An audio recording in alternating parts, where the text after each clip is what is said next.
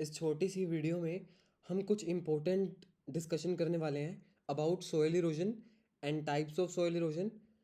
देखो यार, ये बहुत ही ज़्यादा इम्पोर्टेंट टॉपिक हो जाता है हर एक एग्ज़ाम के लिए। तो that's why I am covering this topic. So let's start. Soil erosion क्या होता है? दरअसल जो लैंड होती है, हमारी लिथोस्फेयर होती है, उसकी जो अपर मोस्ट लेयर होती है ना, उसे सोयल कहा जाता है। उसका इधर से उधर खिसकना, ठीक है।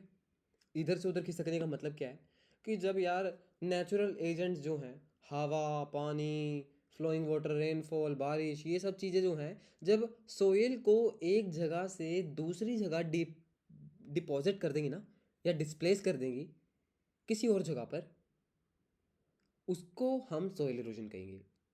अब सोइल इरोजन के बहुत सारे कारण हैं भाई। सोइल इरोजन के इफेक्ट्स भी हैं, इम्पैक्ट्स भी हैं, वो सब देखते हैं एक एक करके। बट सोइल इरोजन किससे होती है, कौन करता है? नेचुरल एजेंट्स करते हैं। कौन कौन से? रेनफॉल करता है, फ्लोइंग वाटर करता है, विंड करता है, टेम्परेचर करता है, ग्रेविटी भी करती है कभी कभार तो, एंड आइस भी करती है कभी कभार, ठीक है।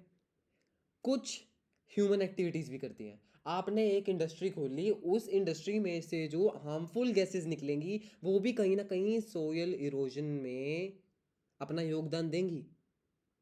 आपकी इफेक्ट, मतलब आपकी जो एक्टिविटीज़ होंगी वो इफेक्ट करेंगी अल्टीमेटली। मैकेनिकल इन्फ्लुएंस होगा।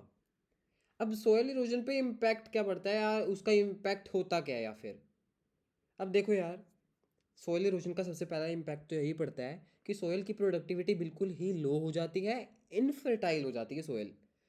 आप जितनी मर्जी उसे खोद लो, उसमें बीज बो, वो आपको मतलब कुछ देने नहीं वाला। सोयल आपको कुछ नहीं देगी, क्योंकि उसकी प्रोडक्टिविटी बिल्कुल ही ख़त्म हो चुकी है और आपने कर दिया है।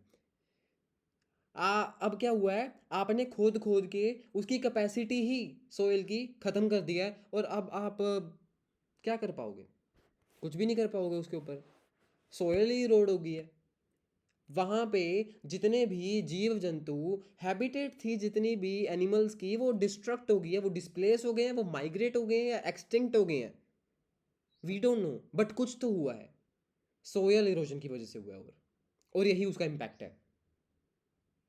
सिल्टिंग ऑफ लेक रिजर्वोयर, ये भी वन ऑफ द इम्पैक्ट है, ठीक है। सोयल इरोजन का ये भी वन ऑफ द इम्पैक्ट है, ठीक है। ये इसका मीनिंग है, आप पढ़ सकते हो। Let's move to the next, ठीक है। Types of soil erosion, wind erosion, water erosion, सबसे सबसे सिंपल है। ये टॉपिक्स जो मैं पढ़ा रहा हूँ आपको, ये बहुत सिंपल है, ठीक है। वाटर इरोजन क्या है? पानी के द्वारा जो है वो सैंड या सोयल वो इरोड हो गई है, एक जगह से दूसरी जगह डिस्प्लेस हो गई है। विंड इरोजन क्या है? विंड इरोजन ये है कि भाई आंधी आई, आंधी के साथ साथ मिट्टी भी उड़ गई और इरोड हो गई, ये विंड इरोजन है। अब लास्ट क्या है, मेथड क्या है कंट्रोल करने का सोयल इरोजन को? कैसे हम कंट्रोल कर सकते हैं? आप रोडवेज में ट्रैवल करते हैं, आपने हाईवेज के साइड में क्या देखा होगा? बेल्ट प्लांटेशन देखी होगी, ट्रीज की बेल्ट प्लांटेशन, वो सोयल इरोजन को रोकने के लिए ही करी जाती है। Wait a second.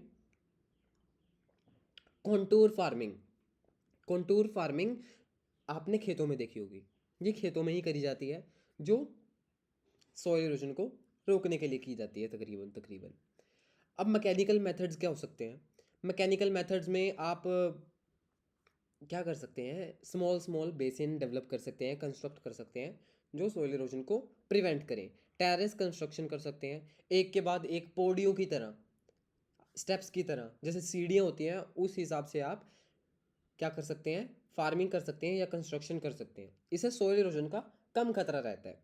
Other methods, अब अदर मेथड्स तो यार ग्रोइंग ट्रीज ही हो गया, डाइवर्जन ऑफ एक्सेसिव वाटर, एक जगह ही सारा पानी आप निकाल रहे हो, तो वहाँ पे कहीं ना कहीं इरोजन तो होएगा ही, ठीक है। कंस्ट्रक्टिंग डैम्स, हाँ कंस्ट्रक्टिंग डैम्स जो है एक तरह का एक बुरा इम्पैक्ट पा सकता है हमारी एनवायरनमेंट पे, इकोसिस्टम पे।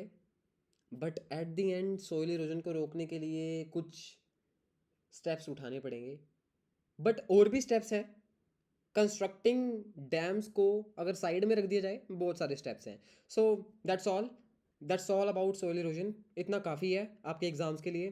Thank you very much for watching this video. I will meet you in the next video. तब तक के लिए टाटा एंड जय हिंद।